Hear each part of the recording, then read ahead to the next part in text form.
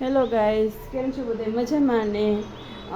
આજનો દિવસ છે સોમવાર આઈ થિંક, અને મેં હજી બધું ઘર બર સાફ કર્યું ને થોડુંક બાકી છે, અને હું રેડી પણ નથી થઈ એ બધી બરાબર છે. અને મને જે છે હમણાં એક રીલ્સ મેં જોઈ કે જેમાં બે છોકરીઓ છે જે બિચારી મહેનત કરતી છે ઇન્સ્ટાગ્રામ ઉપર. એની આઈડી કોકે બંધ કરી દીધી બરાબર છે. તેમાં ત્રીજી છોકરી એમ બોલતી હતી કે કેવા નીચ ને ખરાબ માણસો કહેવાય કે જેણે તારી આઈડી જપ્ત કરીને બંધ કરી દીધી અને પોતે બધું કરવા માંડે બરાબર છે. તો ત્યારે મને સડનલી એવો વિચાર આવ્યો કે હું પણ જે વિડીયોઝ ને બધું મૂકતી હતી બરાબર છે, એ બહુ બરાબર નથી મૂકતી. હવે બહુ મહેનત નથી થતી મારા કીધે બરાબર. તો હવે હું અંદરથી લાઈફ ચેન્જ કરવા માગું છું, કેમ કે મેં કાલે મને એવું મારી એવી વસ્તુ બની કે એમ થયું કે હવે ચેન્જ કરવી જ પડશે જિંદગી બરાબર, સિરિયસલી ખરેખર. ને આજે પણ એવું છે થોડુંક એવું થયું કે ના કંઈક પામવું હોય છે તો પહેલાં કંઈક જબરજસ્ત મહેનત કરવી પડશે. તો કારણ કે મારાથી જે આગળ માણસો હતા એને પામી લીધું બરાબર, પણ હજી મારે એના જેટલો ટાઈમ જ નથી થયો. મારી લાઈફ એવી થોડી ડિફિકલ્ટ થઈ ગઈ હતી કે શું કરું અત્યારે એવું પણ નથી કે હીરોમાંથી ઝીરો થઈ ગઈ, પણ પહેલાં પણ થોડી ઘણી લાઈફ સારી હતી મમ્મી હતી ત્યારે, પણ હવે મમ્મી નથી તો હવે એનીવેઝ મારી લાઈફ અત્યારે જ્યારે પણ સારી નથી ફાઇનાન્શિયલી બરાબર. હવે મારે ફાઇનાન્શિયલી પણ અને મારું કામ માટે પણ મારી લાઈફ સરસ કરવી પડશે એકદમ ઝકાસ ટાઈપની બરાબર છે. અને એક વાત છે કે જે મને થોડુંક છે કે ભાઈ પીસીઓડીનું મને થોડોક પ્રોબ્લેમ છે. આ જે પણ વિડીયો જોતા હોય મને કંઈ જ ફેર નથી પડતા. હા, મને પીસીઓડીનો થોડોક પ્રોબ્લેમ છે, હોર્મોન્સ ઇનબેલેન્સ છે, બટ દવાથી અત્યારે સારું છે.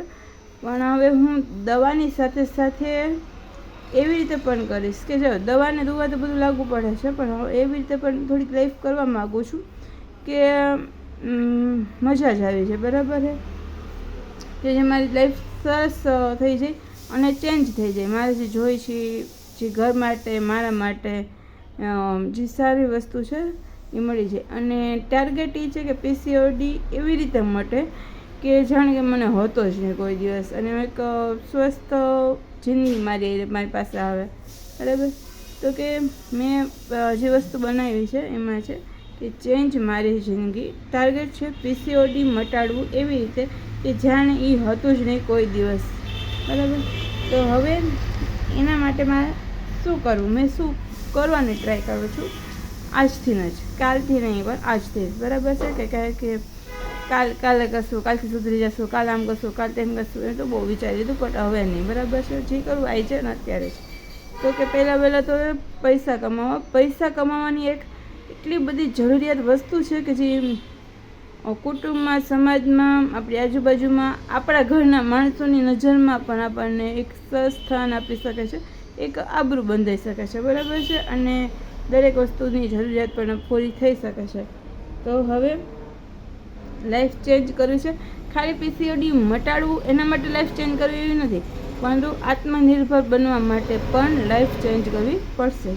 તો કે પૈસા કમાવો એ તો એક જરૂરિયાત છે. હવે ચેન્જમાં શું છે તો કે પહેલાં સારું વિચારવું, સારું બોલવું, સારું સાંભળવું, સારું જોવું, સારું ખાવું, સારું કરવું, સારું લખવું, સારું સૂંઘવું, ઓકે, સારું પહેરવું, સારું લેવું.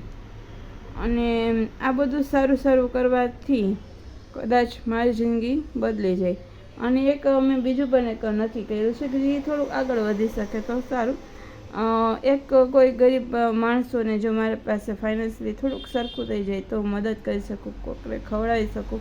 અને એ તો હાલો દૂરની વાત છે બરાબર છે, કોકને ખવડાવવા માટે. પણ બીજું છે કે માછલા, કૂતરું, ગાય,